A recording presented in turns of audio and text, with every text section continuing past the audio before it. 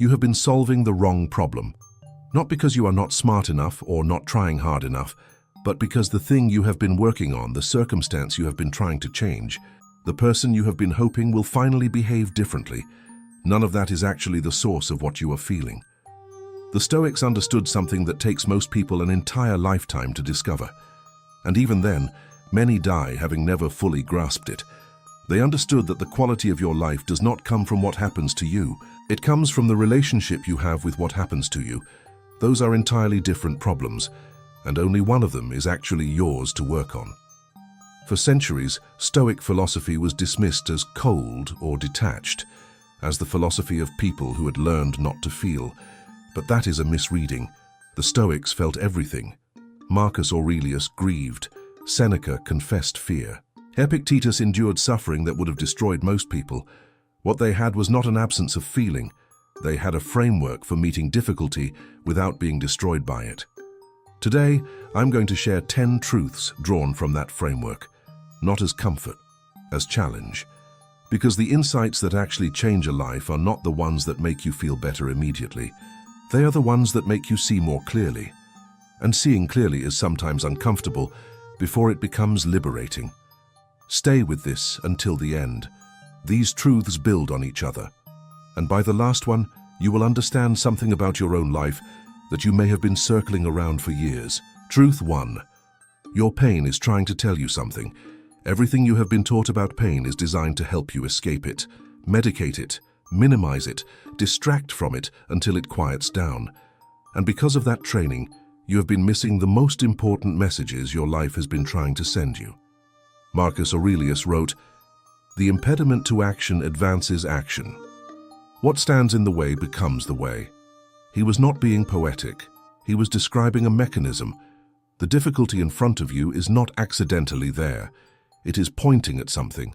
It is information about where you have given away your power, where you are living out of alignment with your actual values, where you have been settling for a version of your life that does not actually fit who you are. That anxiety you wake up with is not random. It is your nervous system flagging something that your conscious mind has been politely ignoring. That persistent frustration is not a character flaw. It is a signal that something important is not being honored. That recurring heartbreak is not bad luck.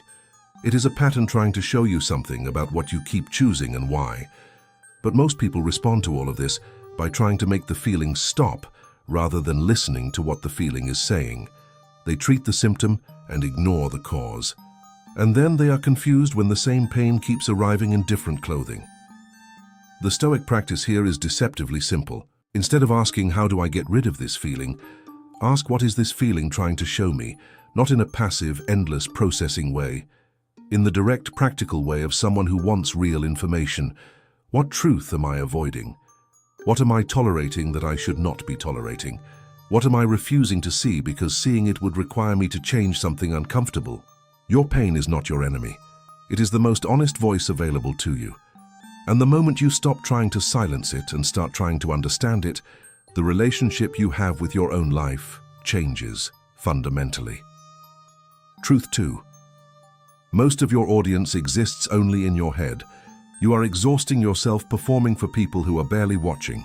The mental energy you spend carefully managing how you come across, editing your opinions before you voice them, rehearsing conversations in your head, replaying interactions to determine whether you came across well, all of that effort is being directed at an audience that is, for the most part, entirely imaginary. Epictetus understood that human beings are almost entirely consumed by their own internal experience. They are managing their own anxiety, their own self-doubt, their own performance. They are not analyzing yours with anywhere near the attention you assume. The conversation you cringed about for 3 days. The person on the other side likely forgot it within the hour.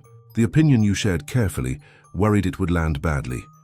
Most people were already thinking about their own response before you finished your sentence.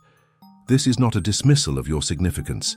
It is an invitation to a specific kind of freedom, because right now a substantial portion of your life is being organized around what an imaginary panel of judges thinks about your choices. And those judges, examined honestly, are almost entirely a projection of your own inner critic, dressed in other people's faces. Seneca wrote that one of the greatest causes of human misery is the constant effort to maintain an impression, to keep a story about ourselves consistent across all the different people and contexts of our lives. That effort is enormous, and it is effort spent on something that was never as necessary as it felt.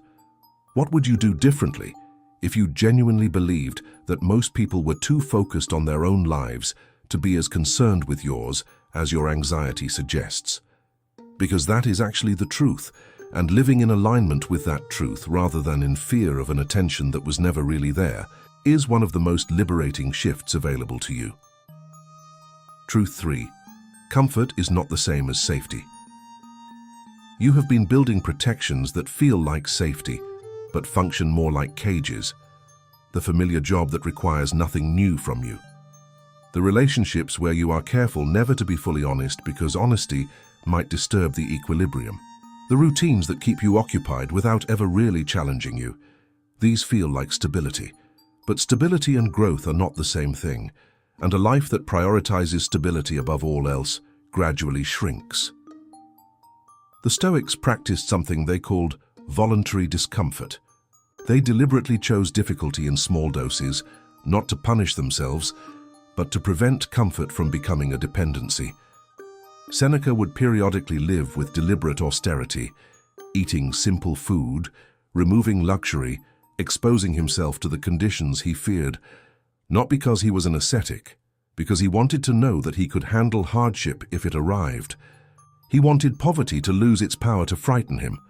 Most people spend their lives arranging circumstances to minimize discomfort, and what they produce is a life of steadily narrowing options, because every time you avoid something uncomfortable, you confirm to your nervous system that the uncomfortable thing was genuinely threatening.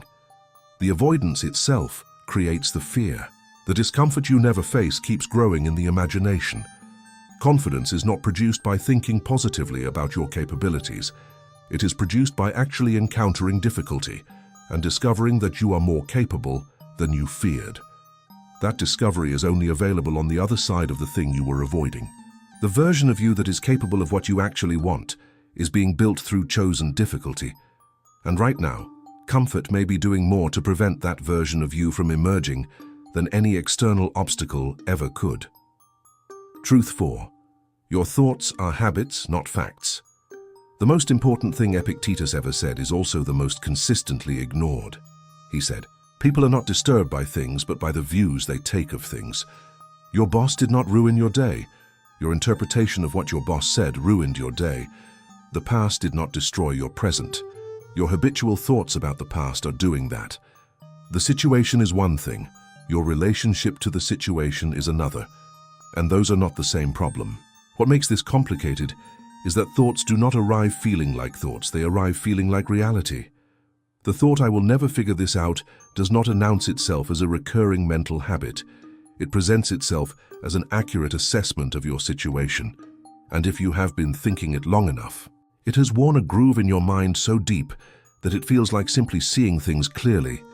But that groove is not clarity. It is repetition. The mind that has practiced a thought for years will offer that thought automatically.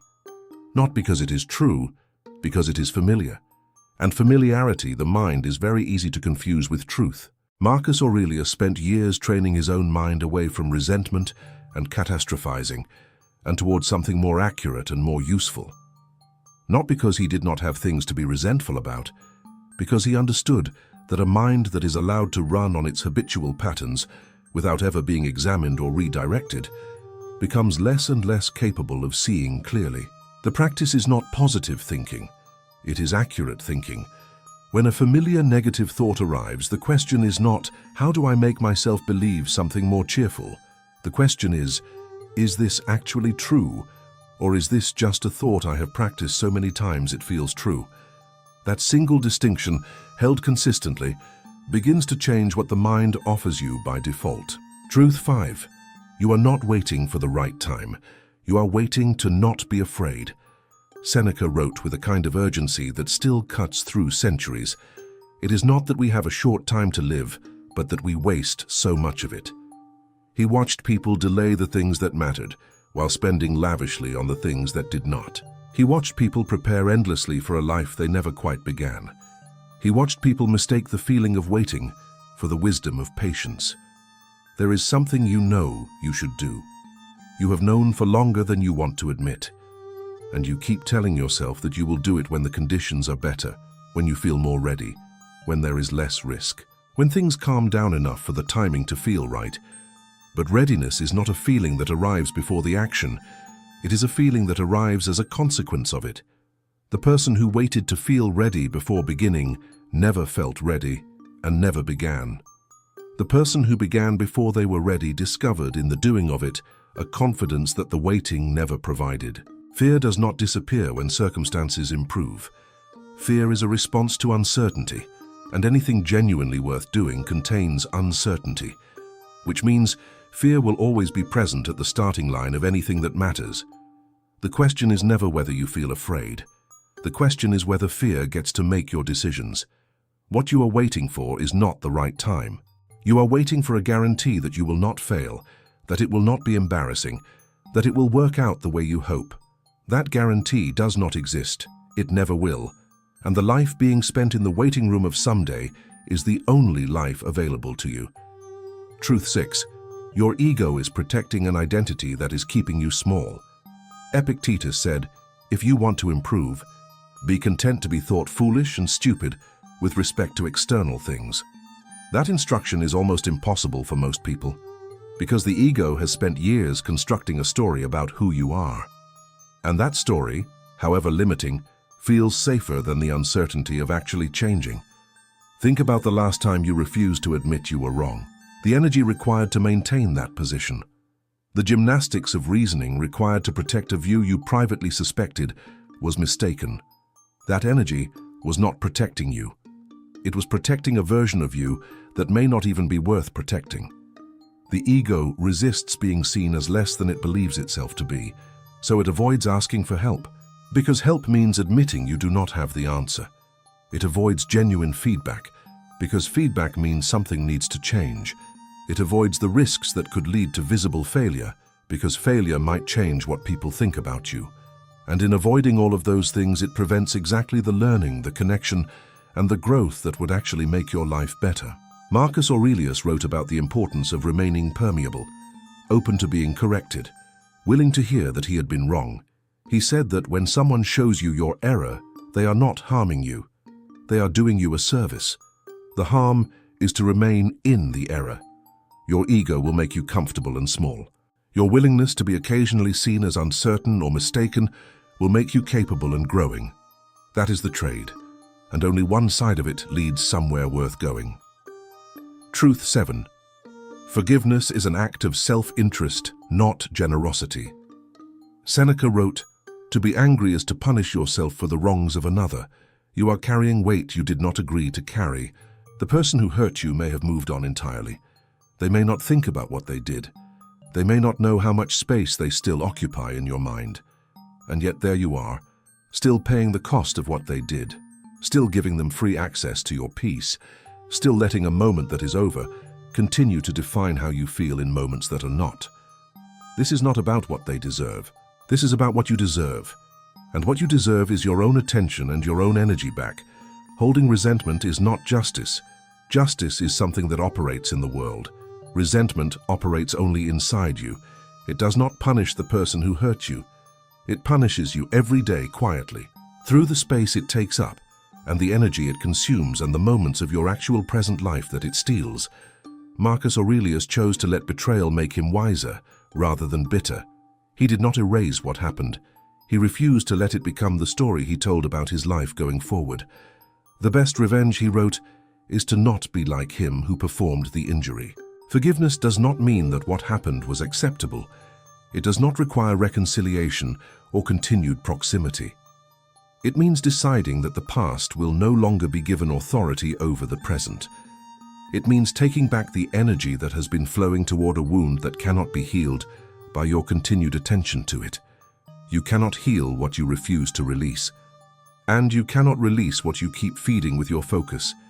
The choice to forgive is the choice to stop the bleeding, not for their sake, for yours. Truth 8. The problem is not time, It is attention. You do not have a time problem. You have an attention problem. The hours are there. The question is where they are going. Seneca wrote that we are not given a short life. We make it short by spending it carelessly, by pouring our hours into things we would not consciously choose if we were paying attention to what we were doing. Track your attention honestly for a single day, not what you intended to do, what you actually did, where your focus went, what received your full presence and what received a distracted fraction of it. Most people discover that a significant portion of their day was spent in a state of partial engagement with everything and full engagement with nothing, scrolling while eating, listening while planning a response, working while managing notifications, technically present everywhere, actually present nowhere. Marcus Aurelius described the standard he held himself to concentrate on what is in front of you with precise and genuine seriousness, not when he felt motivated, always. Because he understood that a life lived in fragments, with attention scattered across a dozen things simultaneously, is not actually a life lived at all. It is a series of half-experiences that accumulate into the feeling that time is disappearing without anything real being built. Your attention is the only currency that matters for the things that actually matter. And right now you may be spending it with the carelessness of someone who does not yet understand that it is finite. It is. Every hour of distracted half-presence is an hour that will not come back. And the compound interest of that habit across years is the gap between the life you are living and the life you know you are capable of. Truth 9. Suffering is real, but misery is a story you tell about it. Pain is not optional, but misery is. Epictetus did not say that. He lived it. As a man who had been owned by another human being, who had experienced forms of powerlessness most of us cannot fully imagine, he arrived at something that sounds like a paradox, but is actually a practical observation. It is not what happens to you that determines your suffering. It is what you decide what happened to you means. The same job loss will devastate one person and catalyze another. The same relationship ending will destroy one person and free another. Not because the circumstances are different, because the story being told about the circumstances is different. One story says this proves I am not enough. The other says this is information I am going to use. Suffering is the pain itself. Misery is what you add to the pain by arguing with it, resisting it, building an identity around it, or letting it become the explanation for everything that follows. You are allowed to feel the full weight of what you are carrying. Grief is real. Disappointment is real. Anger at genuine injustice is real. The Stoics were not advocates for suppressing any of those. They were advocates for feeling what you feel without constructing a permanent narrative around it that goes, this happened to me, which means this about me, which means this is what my life is now. Pain says this is hard. Misery says this is hard and it is my fault and it will always be this way, and I am the kind of person to whom this happens. One is the experience, the other is the interpretation, and the interpretation is always, always optional. What you build on the other side of difficulty depends entirely on what story you decide to tell about what the difficulty meant. Choose carefully. Truth 10. Your time is running out and that should change everything. The Stoics practiced what they called memento mori, the deliberate daily remembrance that death is coming and that this fact should shape every day that precedes it, not as morbidity, as precision, as the refusal to treat ours as infinite resources to be spent carelessly on things that will not matter when time becomes visibly limited. Marcus Aurelius wrote, "You could leave life right now. Let that determine what you do and say and think." He was not trying to produce fear, he was trying to produce presence. Because most human suffering comes from treating the future as more real than the present, from saving your genuine effort for later, postponing the things that actually matter, living in anticipation of a life that keeps being a few conditions away from beginning. But later is not guaranteed. The future you are waiting for is entirely speculative. The present moment is the only place your life is actually happening. And every hour spent in distraction, in delay, in the management of appearances, in the nursing of resentments, in the comfortable avoidance of things you know you should face, is an hour that does not come back. Think about what you would do differently if you knew your time was genuinely limited. The conversations you would have, the things you would stop tolerating, the people you would tell what they actually mean to you, the risks you would take because the risk of not taking them would finally feel larger. Now ask yourself why those conditions need to be in place before you live that way. Because those conditions are always in place. Your time has always been limited. The only thing that changes is your willingness to acknowledge it. This is not a reason for despair. It is the most powerful invitation to presence available. Your life is happening right now, not in the circumstances that will finally make things easier. Right now, in this day, with what you have, and how you meet it is entirely up to you. Closing 10 truths. None of them comfortable. All of them useful. Your pain contains information you have been avoiding. Most of your imagined audience does not exist. Comfort is building a smaller life than you are capable of. Your thoughts are habits you can change. You are not waiting for the right time. You are waiting to stop being afraid. Your ego is protecting an identity that is limiting you. Forgiveness is self-preservation. Your attention is the resource that shapes your actual life. Misery is optional even when suffering is not, and your time is genuinely running out. The Stoics did not write these things for scholars. They wrote them for people under pressure, for people trying to stay human in difficult circumstances, for people who needed a philosophy that could actually be used in the moments when everything felt like too much. That is you.